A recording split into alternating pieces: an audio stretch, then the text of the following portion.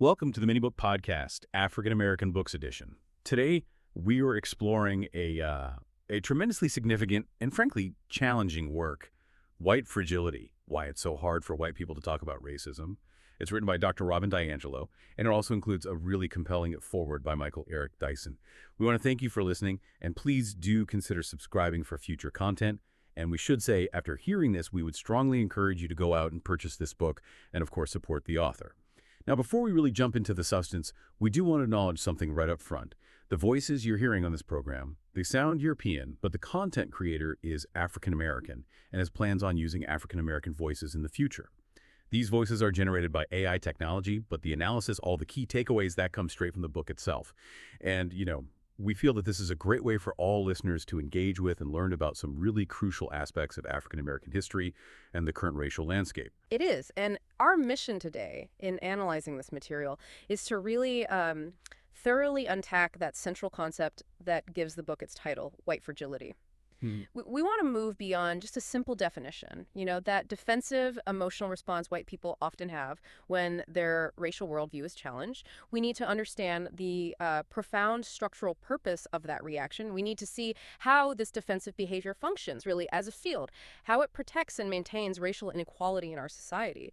And to do that, we'll be defining some complex but absolutely crucial terms, things like aversive racism or the concept of whiteness as property, and we'll examine the deep social conditioning that makes these constructive, honest conversations about race so difficult, particularly when white people are involved. Okay, let's start where the author starts then, with the very building blocks of race itself.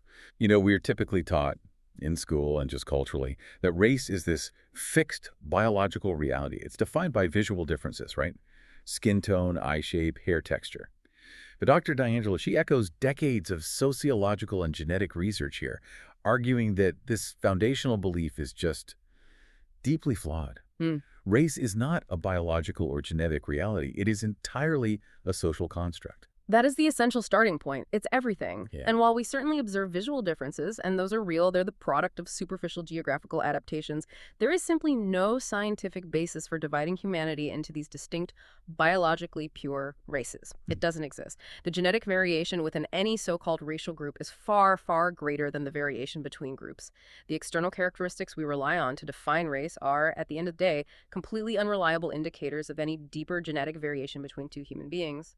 So, okay, if race doesn't exist in our DNA, then the big question is, why was it invented? And this is where the story gets, well, really fascinating and also quite disturbing, because the invention of race and then the establishment of this rigid racial hierarchy, it was all driven by stark economic and social interests. Absolutely. Think about the founding contradiction of the United States. It's a massive one. The nation was established on these radical ideas from Enlightenment, philosophy, freedom, equality, inalienable rights. And yet the entire Southern economy, and frankly much of the early national wealth, was built on the chattel slavery of millions of African people, not to mention the systematic genocide of indigenous populations. So you have this tension, this profound moral conflict between this noble ideology of equality and the cruel, brutal reality of oppression. It had to be resolved somehow. You can't. You can't simultaneously claim all men are created equal while you're actively enslaving an entire group of people, not unless you find a way to argue that those people aren't truly men, or at least not fully human in the same way. Exactly. And that's what happened. The so-called fields of race science were born. And these endeavors were driven entirely by that social and economic need to justify the exploitation that was already happening. If scientists could prove that Black people were inherently biologically inferior, well, then the contradiction just vanishes. Slavery becomes the natural order of things. Colonization becomes the noble work of bringing civilization to the inferior. As Ta-Nehisi Coates states so powerfully, and the book quotes this, race is the child of racism, not the father. The exploitation, the need for oppression came first, and then the ideology of unequal races was created right after to justify that moral and ethical horror. Understanding that manufactured history of race, it brings us to a really critical point of clarity about language. In our everyday conversations, we often use terms like prejudice, discrimination, and racism almost interchangeably. But DiAngelo stresses they have profoundly distinct meanings, especially when we're analyzing a structural or systemic issue. We absolutely have to break them down for precision. Let's start with prejudice. This is simply a prejudgment about a group of people. And the key thing here is that all humans possess prejudice. We all do. It's because we are all culturally conditioned.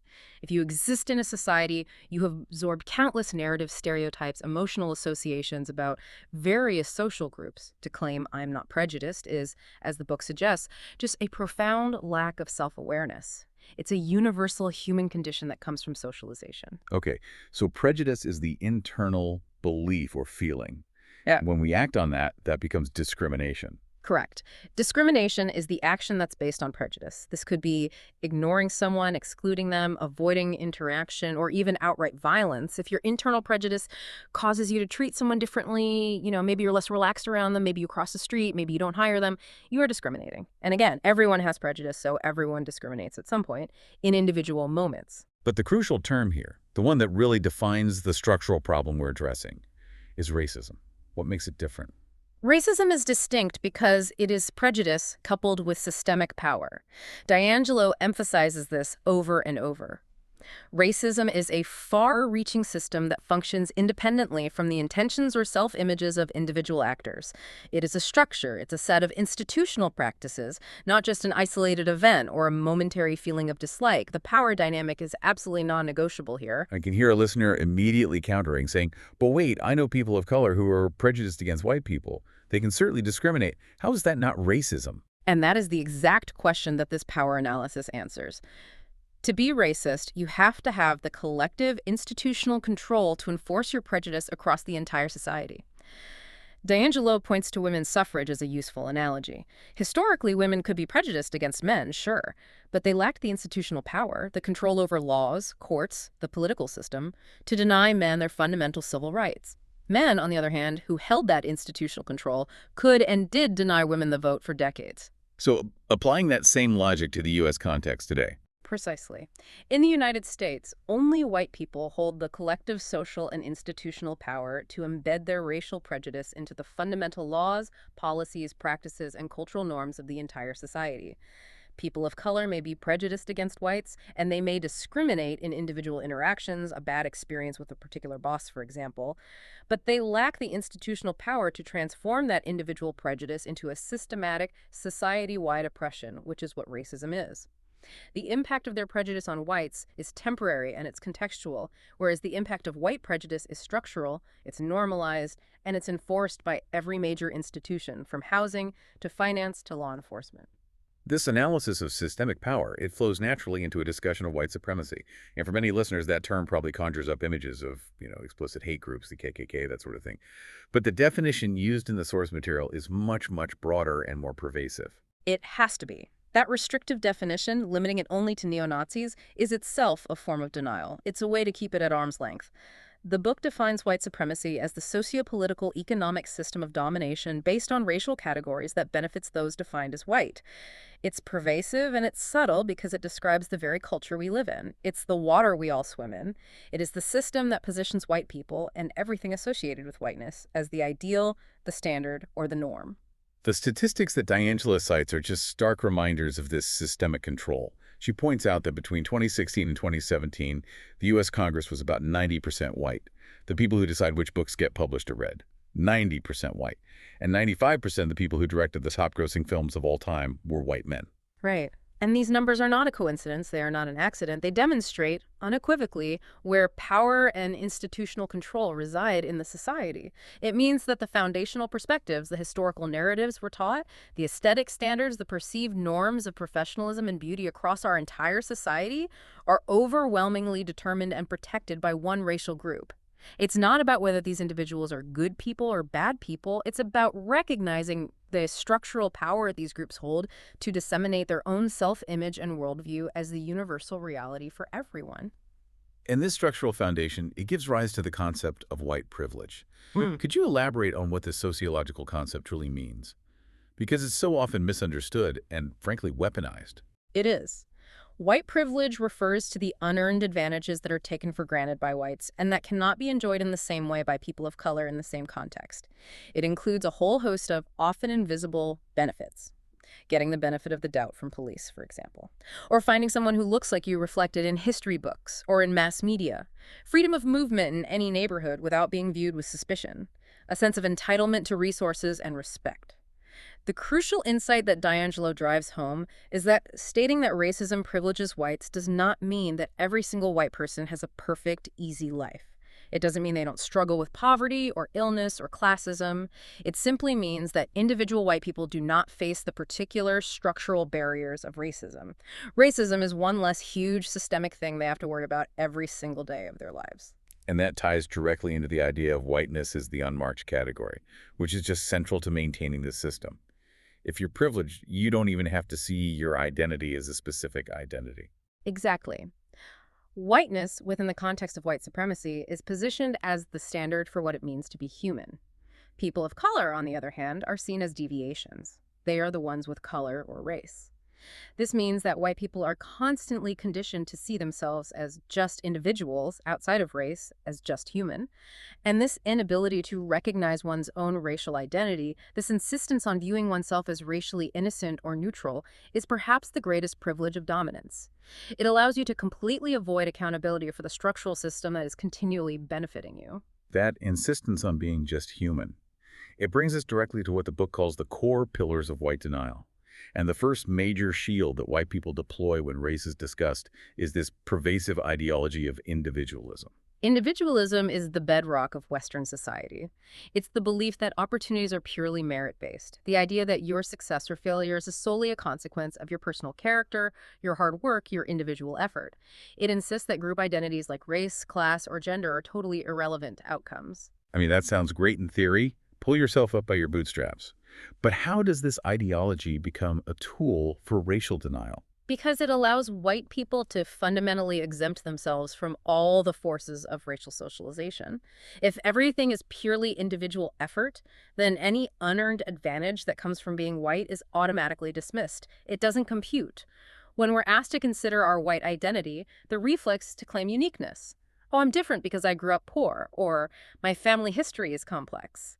The book mentions the example of a white man claiming an exemption from a diversity discussion because he was Italian-American and his ancestors faced discrimination. The point there is that historically marginalized European groups like the Irish or Italians were eventually allowed into the category of white. And that transition, that assimilation, conferred new, substantial privileges. Focusing on past individual hardship completely obscures the current collective racial advantage. Precisely. Individualism acts as this incredibly powerful shield, and it interrupts any analysis of collective patterns, historical forces, or systemic conditioning.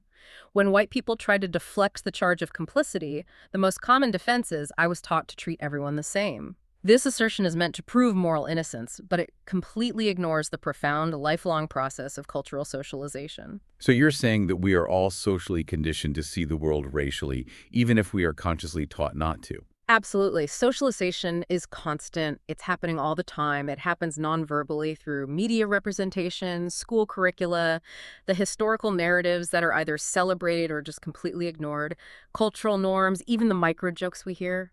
We are constantly being trained to know who is central and who is peripheral, who is good and who is dangerous. We learn who we are deserving versus undeserving by comparison, and whiteness is consistently taught as the default, the desirable, and the innocent norm. So claiming colorblindness or saying you were taught to treat everyone the same is simply stating a cherished value. It's not a description of reality.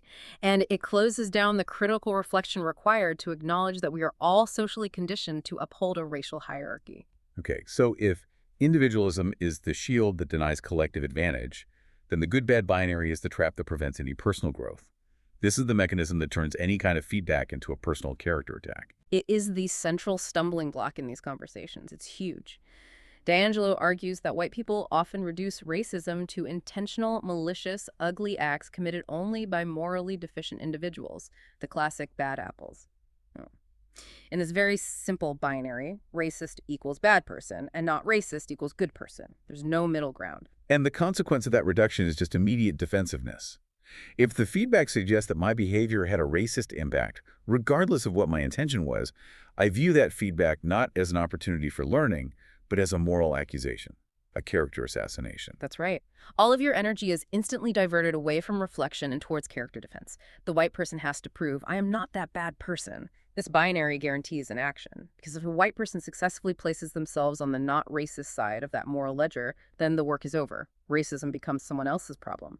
It's the explicit bigot's problem, and no further self-reflection or growth is required of me. The book provides this really telling anecdote of the white teacher on the equity team. She was critiqued for racially mocking a black mother's tone during an informal anecdote she was telling. And this teacher was supposedly committed to racial justice, yet she reacted instantly with defensiveness. That story is so illustrative of the concept. The feedback she got wasn't an accusation of malice, it was a gentle critique of an unintentional, culturally conditioned microaggression. Yet the teacher's immediate reaction was defensive protest, hurt feelings, and then eventual withdrawal from the equity team altogether. Her desire to maintain the self-image of a good person completely trumped her stated commitment to racial equity. She just could not tolerate the cognitive dissonance required to hold both ideas at the same time. I am committed to justice, and my actions sometimes perpetuate injustice. The binary one and the structural status quo was maintained by her withdrawal. So since outright, aggressive denial of race is now socially unacceptable in most progressive circles, DiAngelo details how this denial takes two more subtle narrative forms.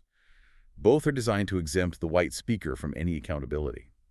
The first are colorblind claims. We hear these phrases constantly. I don't see color, race doesn't have any meaning to me, or I treat everyone exactly the same. And on the surface, they sound virtuous. They sound like they reflect the value of equality. But functionally, these claims immediately close down the conversation. They just shut it down. They deny the reality of racism as a factor in daily life, and they falsely rest on the belief that a person can be 100% objective, which is humanly impossible given our lifelong socialization.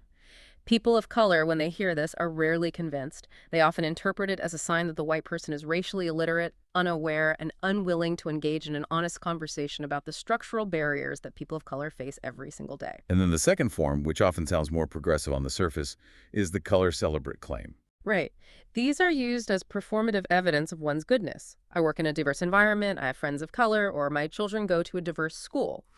These claims rely on a dramatically flawed definition of racism, which is that a racist is defined only as someone who cannot tolerate being physically near a person of color. If merely having a black friend is proof that you are not racist, then the bar for engagement is set so incredibly low as to be meaningless. The critical analysis that DiAngelo demands we apply is to ask, how does this claim function in the conversation? And in almost all cases, whether it's colorblind or color celebrate, the claim functions only to confirm the speaker's own goodness and the need for further accountability and protect the white ego. They are defensive tools masquerading as enlightened perspectives. Now let's move into the deeper nuance of unconscious action. This brings us to aversive racism. And this is often the most challenging concept for white liberals and progressives to accept, because it deals with how they maintain racism while consciously believing in anti-racist values. It's very difficult. Aversive racism is the subtle, often unconscious manifestation of racism by people who hold explicitly anti-racist beliefs. They pride themselves on being educated and unbiased. And it is so insidious because it allows the person to discriminate, often through microaggressions, avoidance, or coded language, in ways that fully maintain their positive self-image. They can genuinely assert, I judge people by character, not skin color, while still acting on profound subconscious bias. This often surfaces through what the author calls race talk, language that signals racial anxiety or prejudice without ever needing to name race directly. The anecdote in the book about the New Orleans house is a perfect and really chilling example of this. It is deeply illuminating. The story involved a friend talking about a white couple who bought an incredibly cheap house in New Orleans for, I think it was $25,000. And the friend immediately inserted a qualifier into the story. He said, of course, they also had to buy a gun, and the woman is afraid to leave the house.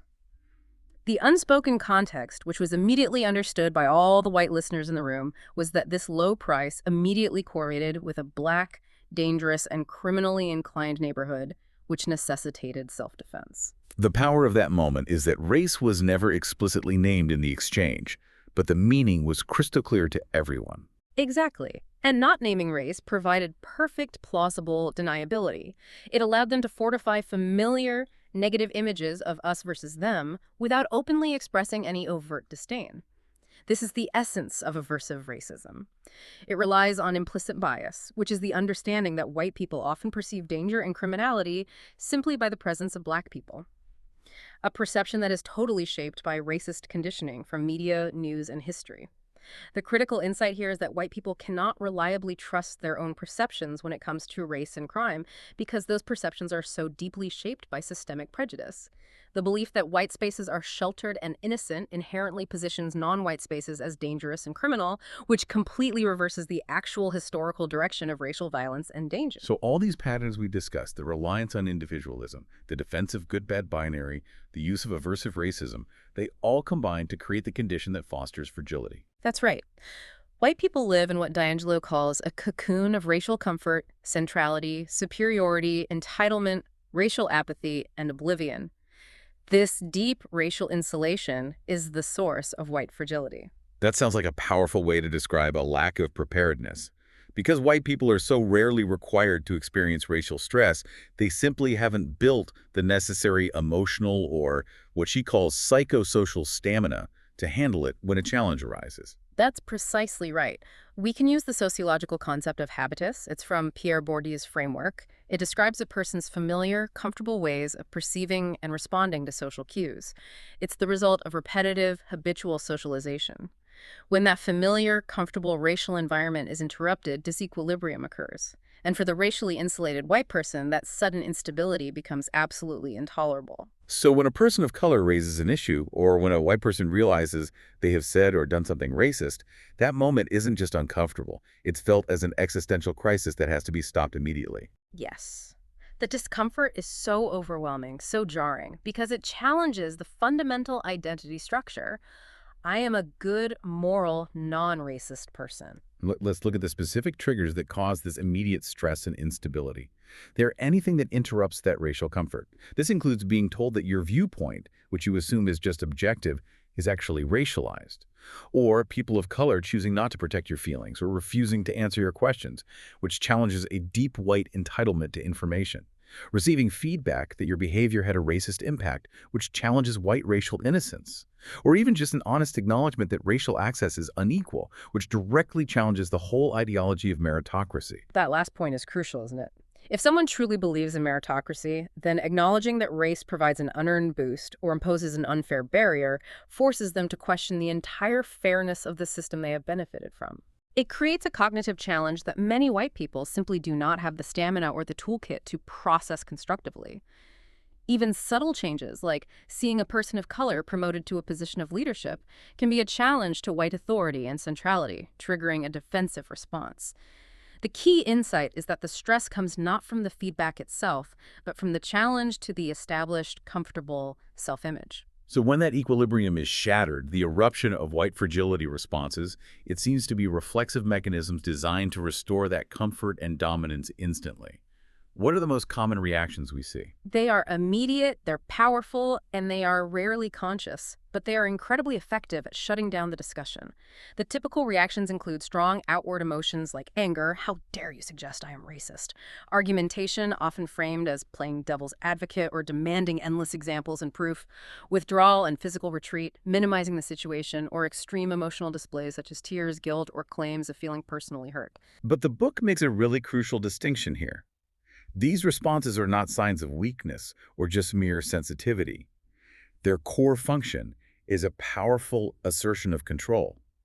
DiAngelo argues that white fragility functions as a form of bullying. That is the essential takeaway. That's the function. White fragility functions to make the cross-racial encounters so thoroughly unpleasant, so painful and exhausting for the person providing the feedback, especially if that person is a person of color, that they eventually back off. They give up. They decide that raising the issue is simply not worth the relational cost. This effective self-censorship ensures that the racial status quo is maintained and white control over the conversation is instantly reasserted. And you see this play out in professional environments all the time. The book describes that incident where white participants immediately rushed to defend a coworker who had received gentle feedback, claiming she was so upset she might be having a heart attack. That emotional overreaction is manipulative, whether it's conscious or not. It immediately diverted all attention and all institutional resources back to the white woman's distress and entirely away from the impact her actions had on the people of color in the room. By prioritizing the white person's comfort and emotional well-being over the objective impact of the racism, the group restored the white center of attention and control. And in doing so, they effectively punished the people of color who initiated the necessary critique in the first place. One specific, powerful, and historically pernicious manifestation of white fragility is white tears. Mm. And DiAngelo spends considerable time on this, particularly concerning white women. White tears is the term used to describe all the ways, both literally and metaphorically, that white fragility manifests through lamenting about how challenging or painful racism is for white people to deal with. When white women cry in cross-racial settings, even in response to very gentle feedback, it is often interpreted by people of color not as a sign of humility or pain, but as an aggressive, coercive move of racial control. Why is it seen as coercive? Because the tears instantly draw all the attention, all the emotional labor, and all the institutional resources back to the white woman's distress. She becomes the one who is suffering in that moment, thus shifting the focus entirely away from the systemic injustice being discussed and the harm that was inflicted on someone else. The example from the book of the newly promoted white supervisor is just jarring. She was tearfully requesting support from the women of color she had been promoted over, despite the clear injustice of her promotion. That example perfectly illustrates the toxicity of this dynamic. The white woman's tears interrupt any discussion of the systemic injustice of the promotion itself. She forces the women of color, who are already dealing with the invalidation of their abilities and the structural barrier to their careers, to now expend their emotional energy managing the white woman's feelings. And if they fail to provide that comfort, or if they react with frustration, they immediately risk being categorized as insensitive, hostile, or angry. This dynamic is incredibly taxing and emotionally dangerous for people of color. And it also has wider implications, right? Right. Reinforcing patriarchal norms as well as racial ones. Absolutely. When white men, seeing this distress, rush in to be the savior to the white woman in trouble, it reinforces that patriarchal dynamic of the damsel in distress. They get to authorize whose pain is legitimate and who needs protecting, which often leaves people of color feeling isolated, silenced, and abandoned. And this contrasts really strongly with how white men usually express fragility, which tends to be through more dominant and intimidating behavior, controlling the conversation, demanding proof, pompously explaining why the person of color is wrong, or simply withdrawing in hostile silence. But all these moves, both the tears and the aggressive withdrawal, they serve the exact same structural function. They push the racial issue off the table and reassert white dominance and comfort. Let's transition now to what DiAngelo argues is the essential, unexamined anti-Black core of white identity in America. She posits that anti-Blackness is not just one form of racism among many. It is fundamental to the very concept of whiteness itself. This is a deep historical argument. The concept of a white race was created specifically in opposition to the enslaved black race. The two categories, superior white and inferior black, were co-created at the same time in the colonial and antebellum eras. They were created to justify, to rationalize, and to perpetuate the massive exploitation of labor. Whiteness literally needs blackness to define itself as pure, intelligent, and superior. And this foundational history gives rise to an intense collective guilt, which then has to be constantly suppressed. Yes. Anti-Blackness stems from a deep moral trauma, the collective knowledge of the profound torture and historical injustice inflicted upon Black people throughout U.S. history, stretching right into the present. And this guilt is unbearable, so white people manage it by systematically dehumanizing and blaming the victim. The logic is simple and vicious.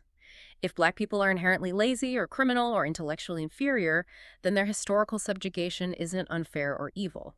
In fact, it's perceived as righteous, or at least justified. This projection allows white people to split off the undesirable aspects they don't want to own in themselves, like immorality, historical violence, or laziness, and project them onto Black people. And that creates aversion and hostility, masking the moral injury. And this denial of history and guilt, it manifests constantly, even in current political discourse, like the enduring white resentment about the perceived injustices of affirmative action. That's a classic example of this misdirected resentment. DiAngelo notes that affirmative action programs, despite being largely dismantled and statistically benefiting white women the most, still trigger intense collective outrage in white men. They claim it's unfair or reverse discrimination. This righteous anger exists even in overwhelmingly white professional groups that are actively struggling to recruit people of color. The intensity of the umbrage, it just demonstrates a deep collective belief that any attempt to rectify centuries of injustice is seen as an encroachment on white entitlement and superiority. The system is supposed to benefit them, and any attempt to level the field is viewed as a personal loss. That sense of entitlement seems strongly linked to the phenomenon of historical erasure, especially the nostalgic romanticizing of the good old days. Romanticizing the past is, as the book states, strictly a white construct. It's a function of white privilege. It allows whites to remain completely oblivious to the brutal reality of racial history, whether that's 246 years of enslavement, the systematic terror of Jim Crow, the economic theft of black wealth, or indigenous genocide. When white people call for a return to former ways, they're expressing a sense that any advancements or freedoms gained by people of color in recent history are an unacceptable encroachment on their inherent and established position. And this feeds directly into the idea of misdirected rage, which political elites can then exploit. Absolutely. DiAngelo draws on Carol Anderson's argument in White Rage, which posits that the true trigger for white rage is often black advancement. When the white working class suffers economically due to globalization or union busting or corporate erosion of workers' rights, white elites successfully redirect that economic resentment toward people of color. Immigrants, undocumented workers, they are positioned as the cause of economic woes. The anger is diverted away from the white elite who actually control the economy and concentrate the wealth. The emotional potency of slogans like "Make America Great Again" or "Take Our Country Back" works powerfully in service of this racial manipulation, suggesting a past where white entitlement was completely unchallenged. And this structural manipulation is also protected by the narrative of white racial innocence. This narrative is built on the false premise that white segregation somehow sheltered white people from race. You hear this all the time. White people often insist that because they grew up in all-white neighborhoods, they are innocent and unbiased. This narrative functions to position white spaces as inherently good, safe, and desirable, while automatically positioning black spaces as dangerous and crime-ridden. DiAngelo argues this narrative effectively reverses the actual historical direction of danger. For centuries, the real danger was white people inflicting explicit violence, from lynchings to housing bombs on black people. And we know this narrative of danger is internalized through implicit bias, as we were just discussing earlier. That's right. Research confirms that deep cultural white associations of black people with crime and danger dramatically distort reality. White people will perceive danger simply by the presence of black people, even when census data and police statistics do not support those fears in that specific location. This narrative of innocence allows whites to ignore their culpability and the extensive history of explicit violence perpetrated by their own racial group, maintaining the illusion that they are the vulnerable ones needing protection. We see this mixture of anti-blackness, collective guilt, and self-serving benevolence perfectly reflected and reinforced in popular culture, which DiAngelo critiques extensively. The movie The Blind Side is a really cogent example of this. It is. The immense popularity of The Blind Side among white audiences perfectly illustrates how easily white people consume and celebrate narratives that reinforce racist structures while masquerading as moral lessons. The film centers the white family, the Tuohis, as noble, morally superior, and exceptionally compassionate saviors. The entire narrative is fundamentally structured to be about their redemption, their goodness, and their willingness to cross racial lines. And in order to center that white benevolence, the black protagonist, Michael Oher, has to be systematically stripped of his agency, his intelligence, and his self-sufficiency. Exactly. The narrative reduces Michael Oher to the stereotype of the childlike, gentle giant, physically imposing but intellectually limited. The film emphasizes that he only possesses protective instinct rather than intellectual ability or drive. This reinforces a profoundly problematic racial narrative that denies black people complex, autonomous humanity. The book notes that the fictionalization of his character, particularly the scene where his IQ score is discussed, frames him as instinctual rather than intellectual. And this allows the white family to swoop in and provide the civilizing element, teaching him to read, giving him stability, and teaching him how to harness his natural aggression. The problematic nature of the narrative is further cemented by how it treats black communities. The film's message is that black individuals can only overcome their circumstances with extraordinary white help and benevolence. And it simultaneously reinforces the idea that black communities are inherently corrupt, crime-ridden, and dangerous. The most powerful example is the scene where the white mother, Leanne, drives into Oher's former neighborhood and rescues him, explicitly making the point. Only white bravery and moral superiority can save him from the terrors of his own community. It avoids any serious engagement with the systemic reasons for poverty or inequality, and instead frames the problem as individual moral failure that can only be fixed by white intervention. The film is fundamentally and insidiously anti-black because it allows white audiences to feel noble and warm-hearted while reinforcing the very racist ideologies that sustain white supremacy. Okay, let's move to the last section then. Strategies for anti-racist engagement. Yes. The key transition we have to make is moving from the paralysis caused by white fragility and that good-bad binary into sustained productive action. And DiAngelo argues this requires a fundamental shift in our underlying assumptions. We have to move away from focusing on good or bad intentions and toward a paradigm focused on systemic impact and continuous self-reflection. So what are the necessary, and they're counterintuitive, what are the assumptions that the book suggests white people must adopt to begin this work? First, we have to accept that racism is systemic and unavoidable, and therefore all whites are socialized into it. Which means we do have blind spots. We have to stop hoping for racial innocence. Second, we must deliberately view feedback about racism as a sign of trust and an opportunity for growth, not as an attack on our moral character. Third, we have to internalize that authentic anti-racism is rarely comfortable. Discomfort is a necessary component of growth. If you are comfortable, you are probably not growing. And the fourth point deals with prioritizing impact over ego, which seems to be the hardest one for people to internalize. It is the most critical. Our feelings, our ego, our self-image are less important than interrupting racism, which harms people of color 24 hours a day, 7 days a week. We must be willing to endure discomfort and accept racial humility. This means moving from the defensive mindset that constantly insists on proving one's goodness, the question, am I racist, to the growth-oriented question, how is my racism currently manifesting? We have to assume we have been conditioned into this system and proceed from that premise. That minimizes defensiveness and allows for genuine growth and vulnerability. The book moves into a really practical framework for receiving feedback and constructively repairing harm, which DiAngelo calls the repair. She uses her own personal anecdote about joking about a black coworker's hair to illustrate a clear, step-by-step path forward. This anecdote provides a crucial roadmap. The first step, once you realize you've behaved problematically or you've received feedback that your behavior caused harm, is to process your immediate feelings. The shame, the guilt, the embarrassment, the anger process that with another trustworthy white person. Crucially, you do not burden the person of color you harmed with managing your emotional reaction. You have to find someone who will hold you accountable, challenge your defenses, and not simply reassure you that you were too sensitive or meant well. This keeps the burden of white feelings where it belongs on white people and away from the victim of the action. Exactly. Once that processing is done, you must approach the person of color you harmed and ask if they are willing to meet to discuss the repair. When you meet, you have to own the racism. You apologize for the impact of your behavior, not your intentions. You avoid that passive, minimizing framing like, I apologize if you were offended. You just admit that your behavior was offensive. In DiAngelo's case, after apologizing for the hair comment to her coworker, Angela, she then asked, what else did I miss?